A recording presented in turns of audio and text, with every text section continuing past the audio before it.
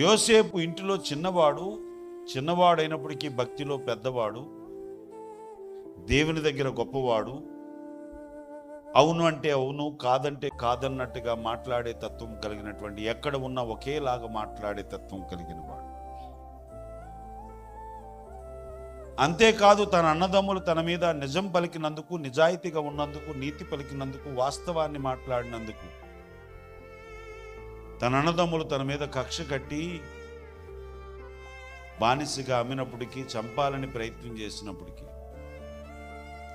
దేవుని కృప తనకు తోడై ఉన్నది. దేవునిని కూడా యోసేపు వదిలిపెట్టకుండా పాపానికి దూరంగా పారిపోయాడు గనుక, దేవుని కొరకు ఎటువంటి ఆపర్చునిటీ వచ్చినా దానిలో పాపం ఉంటే ఆ పాపం నుంచి, ఆ పాపము నాకొద్దు అని పారిపోయాడు గనుక ఆ దేశానికి యువరాజు అయ్యాడు, ఆ దేశానికి ప్రధానమంత్రి అయ్యాడు.